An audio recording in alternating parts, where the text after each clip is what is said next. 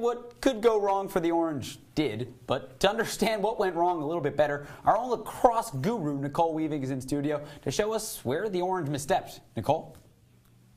Thanks, Jackson. Coach Desco and his team alike agreed that a lack of possessions and momentum shifts really cost them the loss in this one. But if you ask me, there's things that you can look at directly on the field, and it starts with poor decision making on the clears. So if you look at this one right here, Drake Porter finds Nick Mellon here streaking down the sides, and you're going to see him tweak his head to the side. He's actually looking for a player to cut to get open for him so he can pass the ball because the Colgate Ride's about to pressure him. What he doesn't realize is that he's got Marcus Cunningham right here open for the pass. If he were to roll back, he can switch the fields much easier. He tries to take it with his body. That turns into a turnover where you can see right here, John Donahue doing exactly what Mellon should have been doing on that last clear. Another one here, the poor decision going to be made by Drake Porter this time. Mellon streaking down the far sideline. He sees the pressure coming, so he decides to swing the ball to switch fields. But this time, Porter, rather than hitting an open Tyson Bomberry right there on the midline, decides to hit Marcus Cunningham behind him. And that kind of leaves Bomberry in a weird situation because he's kind of towing the line of whether or not to go over. He ends up stepping over. They get called for offsides, turns into a turnover,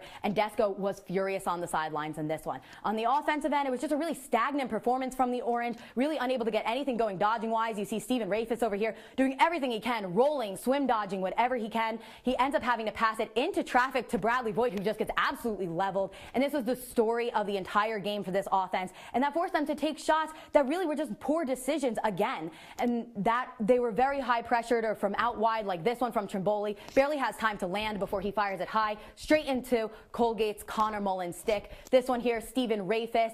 No power, no angle. Connor Mullins right there on the pipe. There's no chance that that ball is going in the back of the net. Now on the defensive end, it was really that those slides were barely there, or if they were late. So on this one, Marcus Cunningham gets picked off, and you see Brett Barlow over here doesn't react then to his player setting a pick to slide. Neither does Austin Fusco. On this one from behind now, Grant Murphy, he actually stutters a little bit. That gets him a step behind. But if you look at the real issue, it's Marcus Cunningham over here not looking at ball at all, only focused on his man, and Brett Kennedy late to the slide one more time. This time, Tyson Bomberry right there has a good V hold, but Sam Cleveland is much too powerful. And in the end, there's not really one thing that you can pinpoint down that went wrong. It was all across the field, and that's what led to this unexpected 12-9 loss.